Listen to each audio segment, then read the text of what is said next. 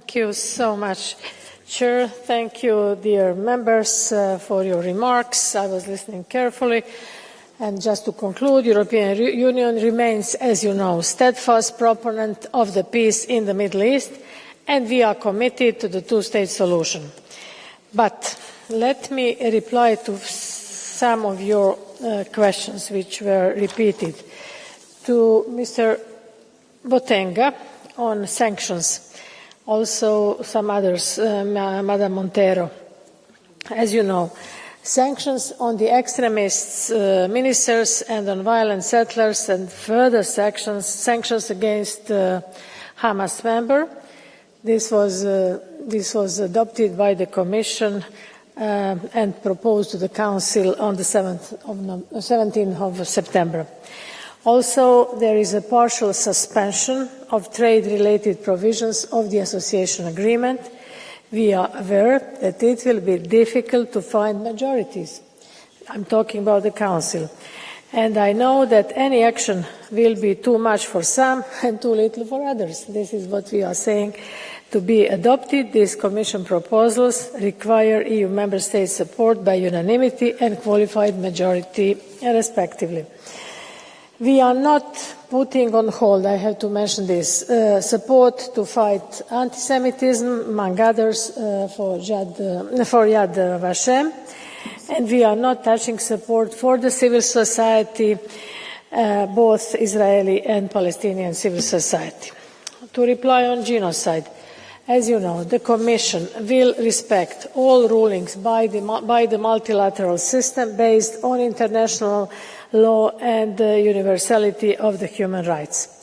On flotilla, because flotilla was mentioned several times, of course, as you know, the Commission has remained in regular contact with Member States and with Israel regarding the humanitarian situation in Gaza, and we reiterate their consistent call for rapid and unimpeded delivery of aid.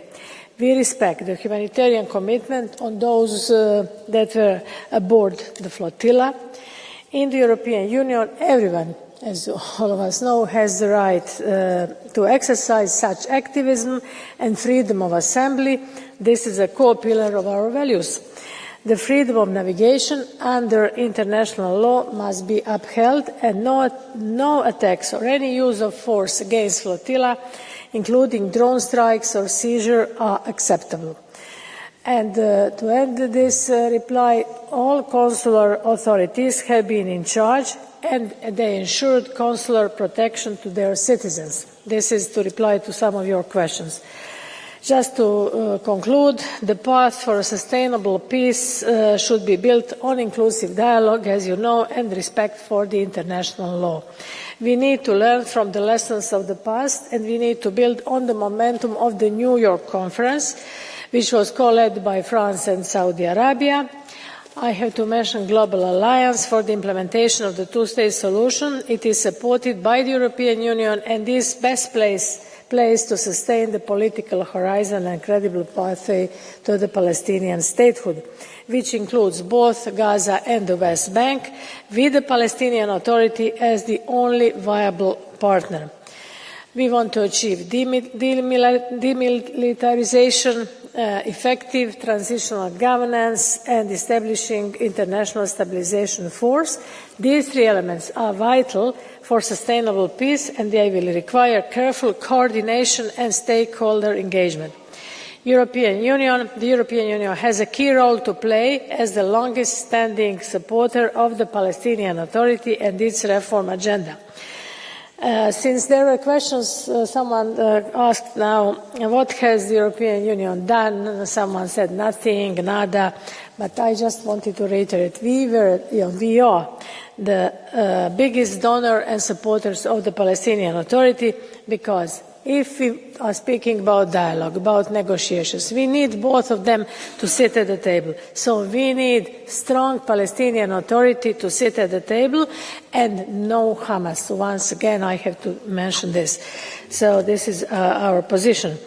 We also reiterate the indispensable role of the United Nations, also on UNRWA, which continues to be an important partner in delivering assistance. In close coordination with the international partners and with the United Nations, World Bank, European Union will play a key role in the recovery and the reconstruction process through the Palestinian Donor Group. This donor group can now be the main forum to bring together like-minded partners, including all EU member states, regional stakeholders and signatories of the New York Declaration. This is the moment to invite all of them to participate on board of this donor group.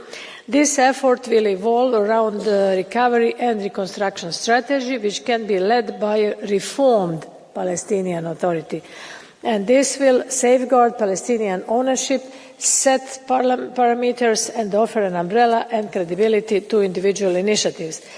The dedicated instrument for Gaza and the European Union which is being developed, it will considerably back up this convening role. So, as I already said, Palestinian Authority should be stronger and there is no place for Hamas. Thank you so much. Thank you very, very much for this.